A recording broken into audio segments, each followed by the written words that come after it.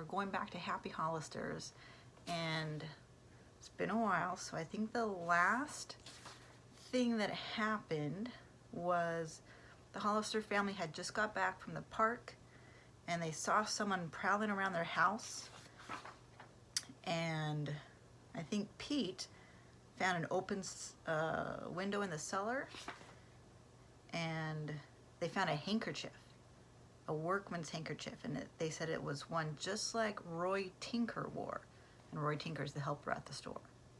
All right, chapter 10, Zip Plays Horse. Could Tinker have been the prowler at their house? Oh, I hope not, said Holly. Maybe you should get in touch with him, Mrs. Hollister suggested to her husband. He nodded and went to the telephone.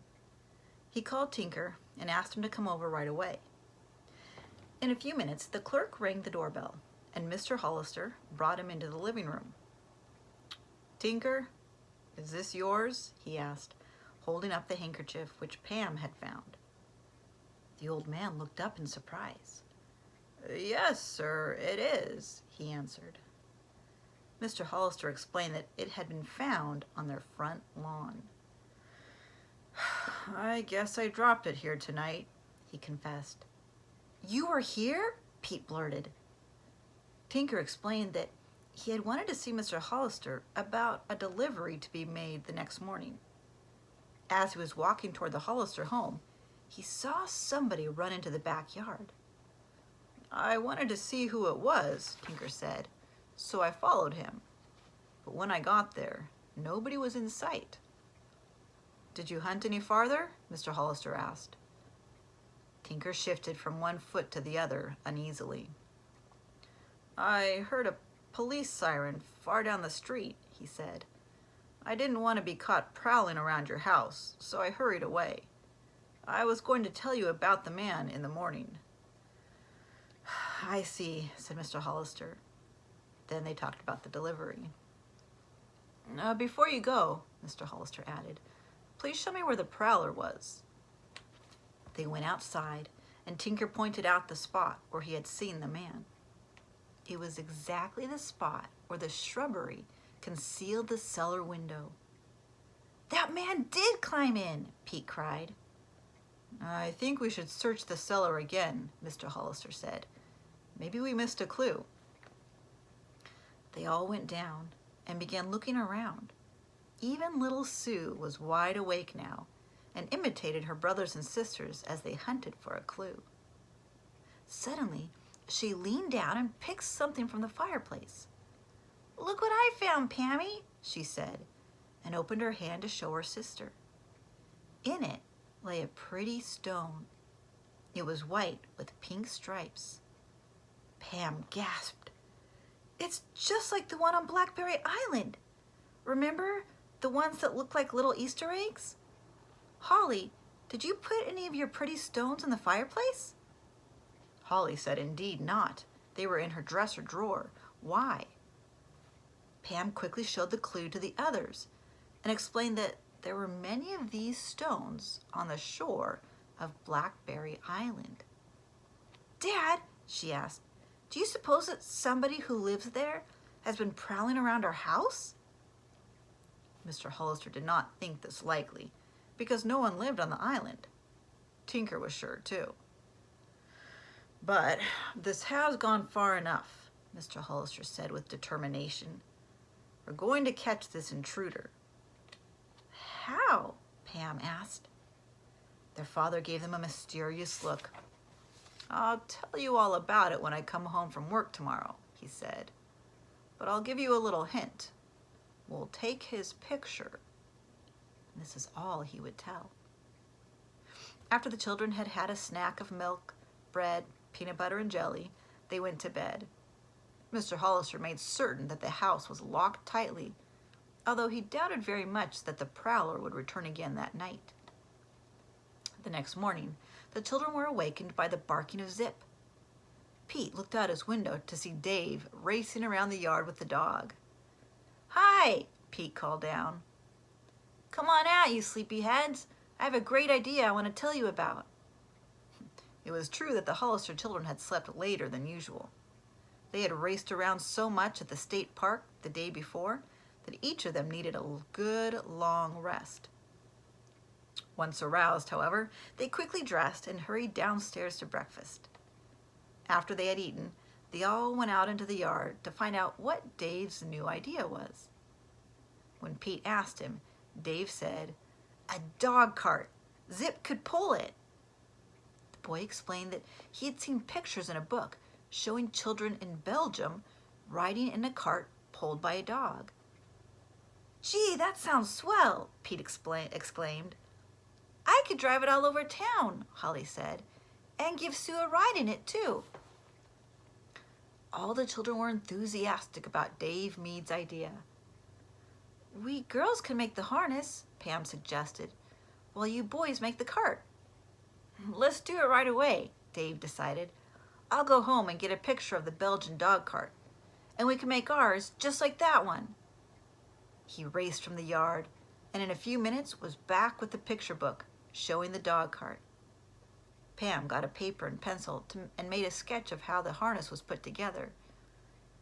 "We have a couple of old wheels in the garage," Ricky suggested. "We could use them." Dave added that there was an old baby carriage in his barn. "I used to ride in it when I was little," he said. "I don't think my mother would mind if we used the body for a dog cart." Pete, Ricky, and Dave hurried off to the Mead barn, while the Hollister girls raced inside the house to talk to their mother. When they told her what they planned to do, Mrs. Hollister said they might use a few old leather belts that she had put away. As Pam and Holly cut the belts into strips for the harness, little Sue, who was watching, piped up. "We haven't asked Zip how he would like this. Maybe he won't like to pull a dog cart." "Gee, that's right," Holly replied. "Suppose Zip is pulling the dog cart and suddenly sees a rabbit. Then what?" "We'll stop him," said Pam. In a few hours, the boys returned with a cut-down body of an old baby carriage. They hurried into the garage with it. After a lot of hammering, the boys pulled a funny-looking contraption onto the lawn. 2 coaster wagon wheels were attached to the bottom of the old carriage. "Now, we have to get shafts that will fit on either side of the dog," Pete said. Ricky knew right where to find them. He had seen a couple of old clothesline props on the other side of their garage. Pete sawed the props into the proper lengths, and the 3 boys attached them to their new cart. "Let me try it out," Ricky begged excitedly. "Make believe I'm Zip." He backed in between the shafts, holding one in each hand. Then he started to gallop around the outside of the garage. "Hey, not so fast," Pete warned, as the cart took the corners on one wheel, but his brother paid no attention. On the next turn, the cart fell over on its side. The wheels and shafts broke loose from the body, which then turned over 3 times and landed upside down. "Now look what you did," Dave exclaimed in dismay. "We'll have to build it all over again." "I'm sorry," Ricky replied, crestfallen. I'll help," he added with a twinkle. "But it was a dandy wreck, wasn't it?" "Oh, sure," Pete replied good-naturedly. "You ought to be on television." The boys went to work immediately, rebuilding the cart, only this time they made it twice as strong. As they wheeled it toward the house, the girls appeared at the back door. "We have the harness already," Pam exclaimed. "We've even tried it on Zip for size, and it fits." "We need reins," Holly said, and Mrs. Hollister gave them some clothesline. The children whistled for Zip. The dog came bounding out of the bushes and licked Pam's hand. "Will you be a good horse dog and pull our cart for us?" Sue asked as she petted him. Zip looked at the cart and wagged his tail. "He means yes," Holly said. "Let's put him in the harness." At first, Zip did not know what the children were doing, and he wriggled around. Pam said, "I think I had better lead him along first so he won't get frightened." Ricky got into the cart, and Pam led Zip around the yard. "Oh boy, this is keen. He's really pulling it swell, he exclaimed. I'll show you a quick picture. I think Zip is trained enough, Pam said. I'll drive the cart this time. She hopped in. At Pam's gentle guiding, Zip trotted around the yard, just as if he had been pulling a cart all his life. After each of the older children had taken 2 rides, Holly and Sue got in. They were halfway around when somebody called from the sidewalk. Yeah, all you sissies are riding in a baby carriage. It looks funny, ha ha. Oh, that Joey Brill, Pam exclaimed as she saw the boy coming down their drive. I want to ride in that, Joey demanded when he saw what fun they were having. Pete spoke up. If you think it's sissy stuff, you just won't get a ride. At this moment, Holly and Sue were in the cart, and Zip was trotting around very proudly. Oh, I can't, eh? Joey said, sneering. Well, I'll get even with you. And with that, he cried out, Zip, a cat, get him. Although Zip was ordinarily calm while playing with children, he stopped abruptly when he heard the word cat and pricked up his ears. Up that tree, Joey shouted again. Zip whimpered and raced over to the tree Joey was pointing at. The dog raised up on his hind legs and put his paws on the trunk of the tree to get a better look into the branches. As he did, the children shouted, for the cart tilted up on one end. Holly and Sue tumbled out head over heels under the grass. Now see what you've done, Pam cried out. You'd better get out of here quick, Pete threatened, racing toward the bully. Joey decided he would not wait to be involved in a fight because Pete was really angry.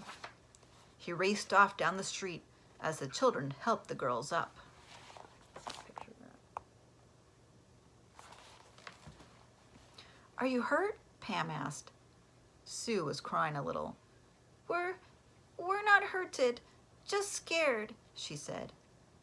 But she did not want to ride anymore. The others rode the dog cart around the yard during the afternoon. When their father came home, he laughed to see Zip, who by this time was weary, pulling the cart. Pete suggested that perhaps the dog cart could be used for delivering packages for the trading post.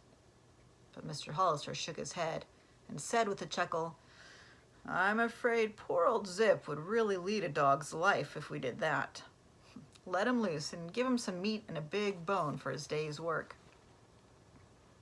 As Holly went to do this, Pam asked her father how they were going to take the prowler's picture. You said you'd let us know, she teased. Her dad put his arm around her shoulder. It's easy, he said. He quickly outlined his plan to the children. Pete had a flashbulb camera that developed pictures right inside of it. They would set it in the cellar so the prowler would take his own picture. That's great, said Pete. After supper, he and his father went downstairs to set the trap. Pete picked up his camera, which had a string attached to the shutter. His father helped him stretch the string across the cellar window and the outside door. If anybody comes in and touches the string, the camera will sure take his picture, Pete said excitedly. The children could hardly wait for morning. Pete even kept Zip in his bedroom so that he would not scare the prowler away. And though all was quiet in the house that night, Mr. Hollister did not sleep much. But he heard no sounds to make him get up. Next morning, he and the children hurried downstairs. Pete was the first one to reach the camera.